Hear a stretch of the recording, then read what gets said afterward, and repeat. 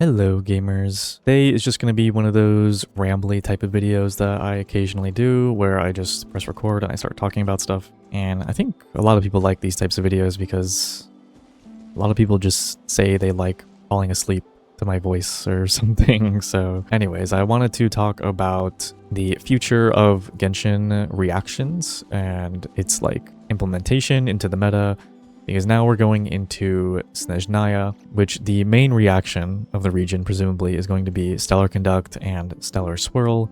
Haven't really seen much about Rhymegrass. It's either not coming at all, or maybe it's gonna come like a lot later into the region like Lunar Crystallize did for Nodcry. But yeah, we're going into Snezhnaya, new reactions, and we're coming from Nodcry, which was the region of the Lunar reactions, Lunar Bloom, Lunar Charge, Lunar Crystallize. And I thought we could reflect a bit on Nodcry and also talk about the future in Snezhnaya. Now, I made a video a little while back called like why the meta feels so bad for free-to-play players, but I mainly singled out free-to-play players because I am a free-to-play player personally, and so I feel like what I have to say and the opinions and positions that I have will resonate a lot more with free-to-play players. But I think the problem still extends to everyone, and so I attributed why the game felt so bad in Nodcry to mostly the enemy mechanics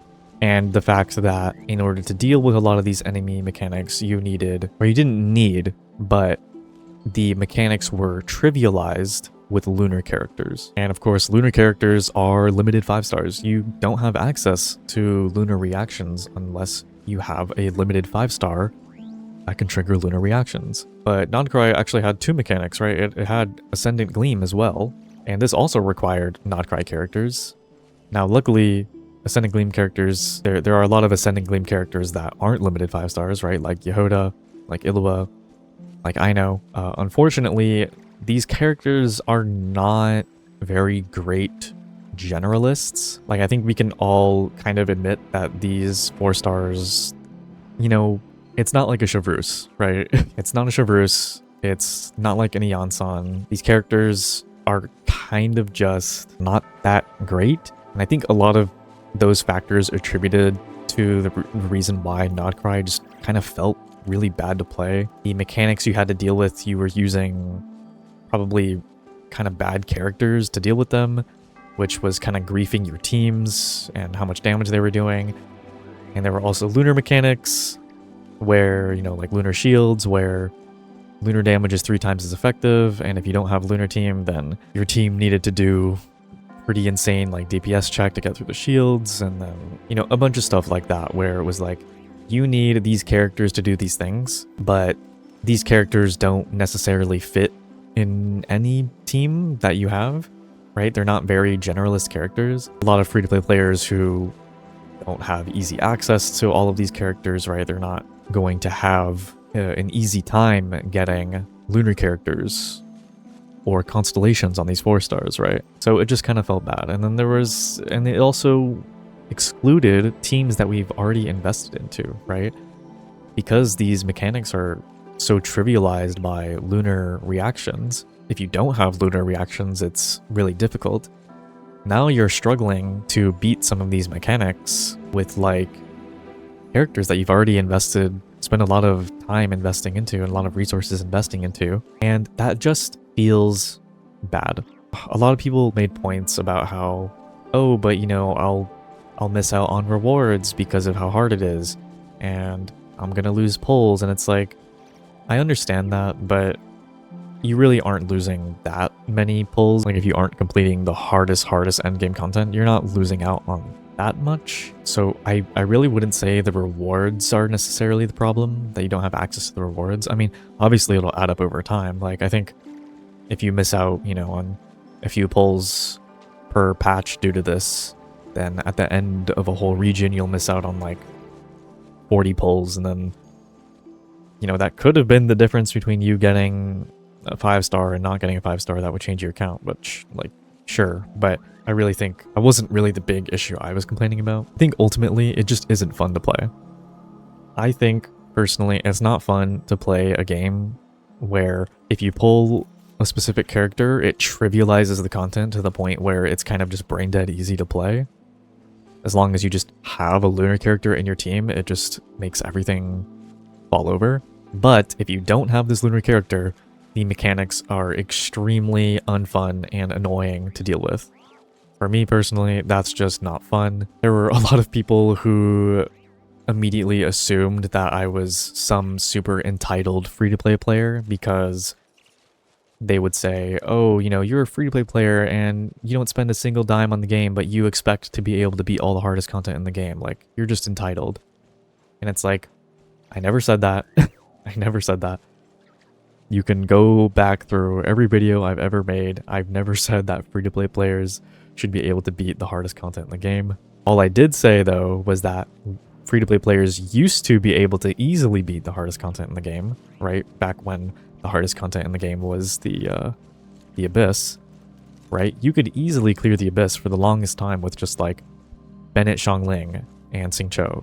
And then on the other team, you could do a free-to-play Hyperbloom team with, like, Dendro Traveler and Lisa and Barbara. Like, you know, if you just had access to Hyperbloom and Bennett Xiangling, Xingqiu, which are all characters that you get for free or like in the Paimon shop, then you could easily beat the hardest content in the game. And now this is obviously not doable today because now we also have Imaginary Theater and we have Stygian, and these are obviously just like completely different game modes that are a lot more difficult than Abyss and require like different levels of investment. I think it was kind of ignorant for so many people to call not just me, but people in the comments entitled, because I don't think it's entitled to just say that you're not having fun playing a game that you used to have fun playing. Like, I was trying to just make the argument that I have fun playing this game and I want it to continue being fun.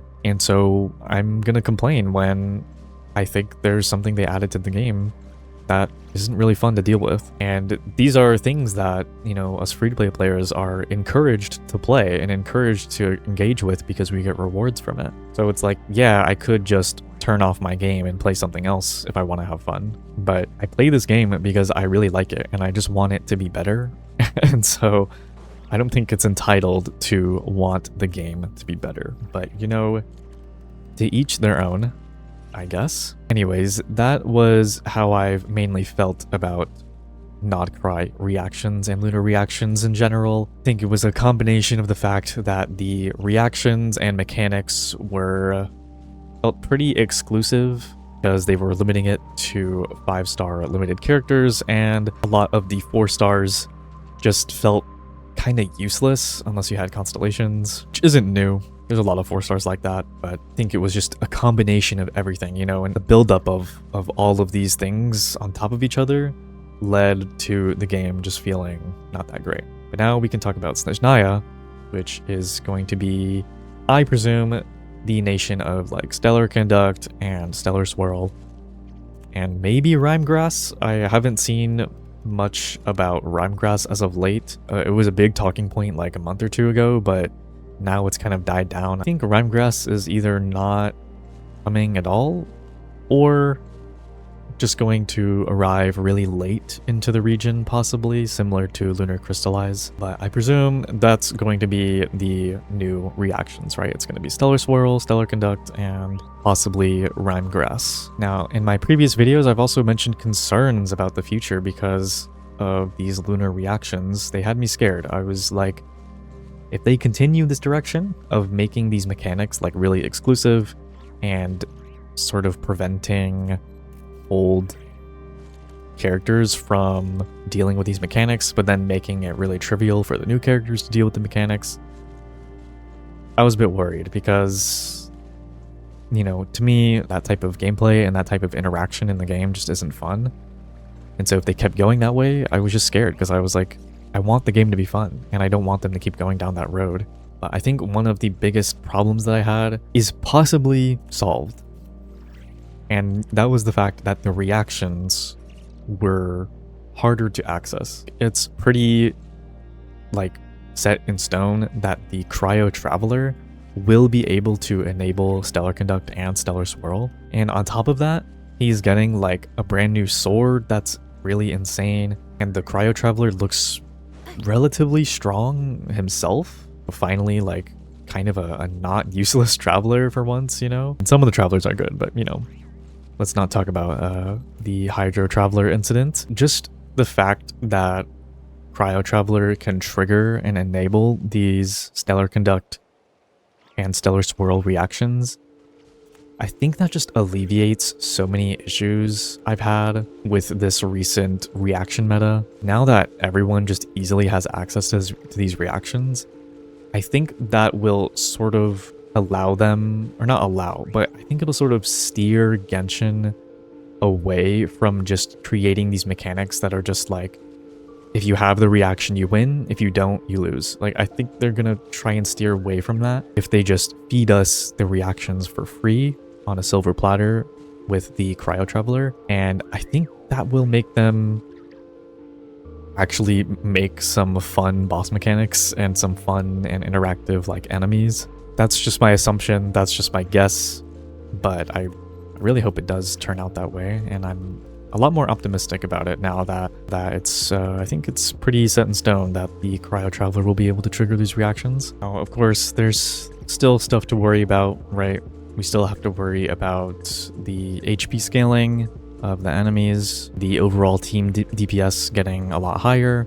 I think there's already, you know, calcs going around of like Androne teams with C6 Alyosha already hitting like 200k, which is, you know, looks pretty scary, because if they are going to increase the enemy's health to stay in line with that, you know, a lot of the older characters, even Natlan characters, are very quickly going to be made pretty obsolete, right? Which is just scary. That's what I really don't want. Luckily, Genshin has been doing these like buffs, like the Hex and Circle buffs, and obviously including a lot of some older characters with the new reactions, like Yaimiko and Sino and Risley.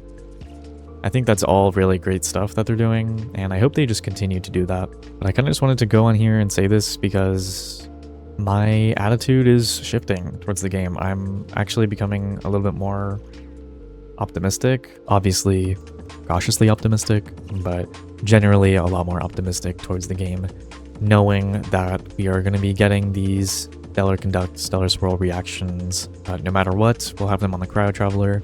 The Cryo Traveler himself is pretty strong, which is, you know, very good sign. Even getting a possibly free 5-star sword, which, you know, I don't know if it's going to be usable on anyone but the Traveler yet, but for the Traveler specifically, it's really good. Let me know what you guys think in the comments, of course. Are you hopeful for the future in Snezhnaya? Are you excited about anything else? I think Snezhnaya in general is just pretty exciting, not just like, you know, reactions and whatever. A lot of other stuff to look forward to as well. And any opinions and reflections on Nodkarai as well? How did you feel about Lunar reactions? You can just drop whatever you feel like in the comments. We can have a discussion about it. If you stayed to the end of this video, you are a real one. I would also like to mention that I am going to work on a video that involves rating characters' designs, like appearance designs. And if you would like to be featured in that future video, you can leave a comment about multiple characters if you want. If you like their designs, you can just leave a comment and you will have a chance to be featured in that video. Anyways, like I said, thanks to all who stayed to the end, and I will see you guys around. Bye bye.